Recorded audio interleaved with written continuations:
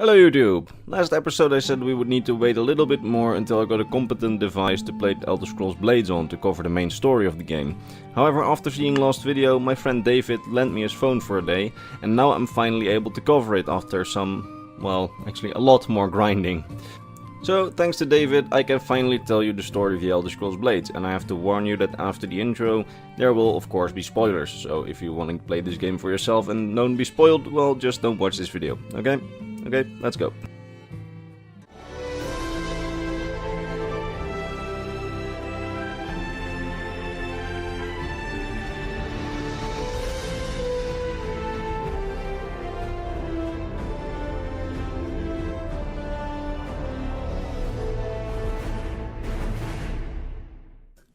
So first, let's talk about the main character, the fugitive Blade. Just like with most other games, there is a canon race and gender for the player. In Skyrim it's a male Nord, as we see in promotional art. In Morrowind it's a male Dunmer, as seen in the official art. In Oblivion it's a male Imperial, as seen in the official art. In Blades it's a bit less obvious, as in this official art he always wears a helmet that almost completely covers his face. But as we can see in this canon art, the canon player art is apparently a male, and it's light skinned, so probably an Imperial, Nord or Breton.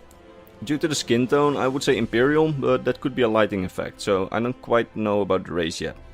So the Elder Scrolls Blades has a pretty interesting main storyline, and what is one of the most interesting things about it is that for the first time in any Elder Scrolls game we do not start as a prisoner with no previous track record. While it's close, we do know a little bit more about the player than usual. For example, we know that the town where the game is set in used to be the hometown of the player where he grew up, and we hear from Theodore Gorlash, who seems to be a persona of Fior Gorath, that our character grew up in the town, and that one day he left the town for the Imperial city and he became a Blade, and there he was at one point forced to flee when the Blades were outlawed after the Great War by the White Gold Concordat. With nowhere left to go, the fugitive Blade decided to try and hide out at his own old hometown, where he hopes that the Thalmor Justiciars who are looking for Blades won't find him. When he gets close to his hometown, in the first couple of minutes of the game, he notices that the town in the distance is completely on fire. He then hurries to the town, but he is stopped by mercenaries who are in service of someone called the Bloodfall Queen, who turns out to be the vassal queen over the small kingdom where the town is in. They try to stop the fugitive, but to no avail, as the fugitive fights his way to the mercenaries. The mercenaries then quickly surrender, and they tell the Blade that they came to collect taxes for the Bloodfall Queen, but the town refused to pay up. They tried to force the town to pay up by scaring the townsfolk. When the townsfolk did not pay up, the mercenaries then smashed the statue of the town's founder in the square in front of the town hall, and then suddenly green fire erupted from the statue, and the skies turned dark with storm and thunder.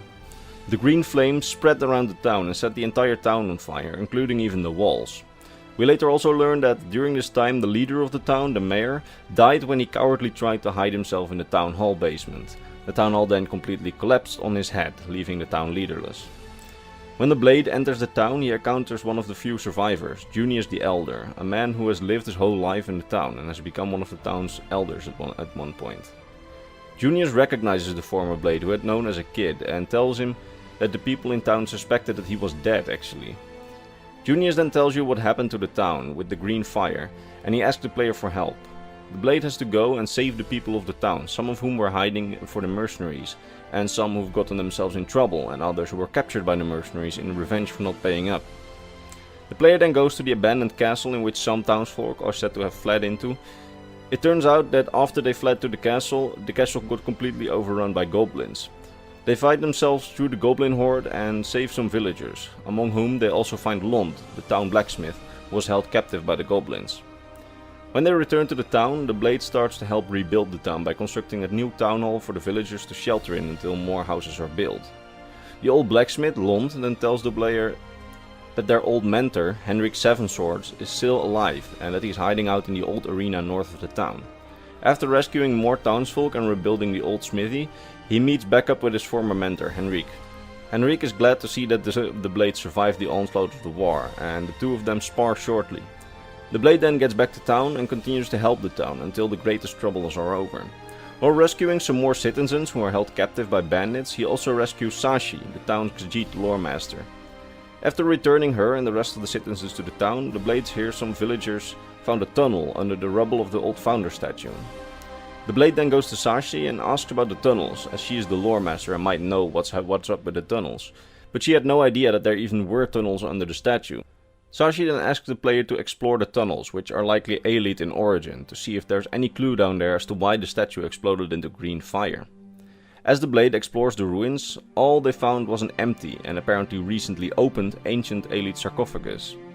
The blade tells Sashi about the sarcophagus, and she thinks there might have been some sort of sealing enchantment on the statue, and destroying the statue might have broken the seal and released the thing that was locked inside. The breaking of the spell would have explained the green fire explosion, according to her. She then decides to venture with the blade down into the tunnels in hopes of finding more clues about what could have happened. But first the blade needs to meet up with Henrik Sevenswords, his old mentor, who Sashi told him wanted to speak to him after the blade returned from the Aelite tunnels. Henrik then tells the player that he has an informant who told him of some of the Bloodfall Queen's mercenaries being hidden in a forest close to town, and that the mercenaries are dissatisfied with the Bloodfall Queen. Henrik then asks the blade if he can find the mercenaries and hear them out and see as to what is going on. When the blades arrived in the grove where the mercenaries are hiding out, he is forced to fight some of the men until he reaches the leader, who after seeing his men beaten up has been incentivized to talk. He then tells the player that they were ordered by the queen to scare the townsfolk into paying up with the taxes, and that when the town went up in flames by accident, the queen has been furious with them, as that wasn't the intention at all. Since the fire, undead have actually been roaming around to a problematic degree in the entire realm, and the undead have also been ganging up on the Bloodfall Queen's castle, at which point many of the mercenaries fled the castle and decided to join the Greencap bandits, as joining the bandit tribe would be less dangerous than trying to fight the undead for a queen that didn't care about them. Returning to the town, the blade then tells Henrik what he learned about how the entire kingdom of the Bloodfall Queen has been experiencing an undead problem now. Henrik finds this interesting and he's gonna think of how to deal with the situation, while the blade is gonna join Sashi to explore the ancient old tunnels under the town. After the blade had cleaned up the ruins, Sashi learned much of the tunnels. It turned out that the tunnels are part of a burial tomb for an ancient Aelite necromancer king, who was the ruler of a small kingdom back in the First Era. Due to his gruesome deeds, his successors have wiped him from history, leading to a situation where Sashi can't even learn his name. The two find a hidden lever which opens up a larger portion of the ruins, and they venture forth together in hopes of being able to find more about this sorcerer king. Down in the ruins they find some old inscribed tablets filled with ancient runes. Sashi is confident that she will be able to translate this ancient Aelite language, and they then return to the town and meet up with Junius the Elder and told him of their discoveries. He's amazed by the discovery that the town is that old, and he theorizes that the undead problem that the kingdom is facing might be linked to the broken spell on the ruins. He suggests that the player should go and talk to the Bloodfall Queen herself, and perhaps when she hears the troubles that the town is facing and the possible connection to the undead problem around the kingdom, she might actually tone down a bit on her hostility against the town and instead try to help them against their common problem. After fighting his way through the hordes of undead in the land, the blade arrived at the castle and managed to get through the undead that were blocking the entrance to her castle. Once inside, it turns out that the Bloodfall Queen's men have also had their theories about how the fire in the town was caused. However, her men doubt the connection to the undead problems. The player then talks to the queen herself, who explains that most of her men died during the Great War and that she has to rely upon mercenaries to keep the realm safe of attacks by bandits, and now also, apparently, the undead. She apologizes for the fire as that truly wasn't her intention, but she also stresses that her actions against the town were needed, as they needed to pay up. She could pay the mercenaries to keep the entire realm, including the town, safe from bandits.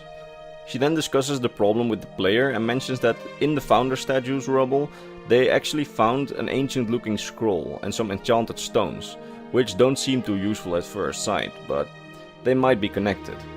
The blade and the queen then decide to work together against their common problem, and the queen sends one of her men with the player to the town as an envoy to relay her information. Back in the town, Sashi translated the tablets and discovered that the tomb once belonged to the ancient sorcerer king Selamariel Lightbringer. Apparently, he was a terrible tyrant who, according to Theodore Gorlash, never quite knew if he wanted to rule the world or destroy the world. And he actually practiced necromancy to conjure up armies on a large scale, until he was finally put to a stop by his brother Valentis, who rebelled against him with the support of other Aelite kings. Valentis bound his brother magically and sealed the tomb with the enchantment on the statue, which apparently used to be a statue of Valentis himself. After some more research in her books, Sashi then thinks she might have found the final resting place of Valentis, suggesting that they would need to go there and see if his tomb might contain some more clues as to the fate of his brother. As they explored the ruins, the mute ghost of Valentis himself seemed to guide them through the ruins, until they found his burial chamber. In the burial chamber they found a large etching on the wall telling them the story of Valentis and his brother. It showed the image of Valentis and his brother facing off against each other, while his brother used the undead forces, and it showed the binding of the Sorcerer King into his tomb. After researching the mural, they headed back to town. Once back, Sashi tries to decipher the ruins that they had seen on the mural, but she failed to do so as her ancient Aliad apparently wasn't good enough. She then suggests asking an old friend of hers for help, researcher named Talarandil, an expert in the ancient Aliad languages, who is studying in some ruins further up in the realm. The Blade then ventures to the ruins that Sashi had last heard he had been studying. There he finds Talarandil, who is being ambushed by undead, who have also been ravaging the ancient ruin. The player then rescues him and takes him back to the town, where he translates the runes. The runes apparently tell of how Silmaril Lightbringer attempted to conquer the other Aliad kingdoms in Tamriel, using his undead forces until his brother and the other Aliad kings stopped the march of his forces. With his help, they discovered that Valentis used an Elder Scroll to bind Silmaril to the tomb, and left it inside the statue.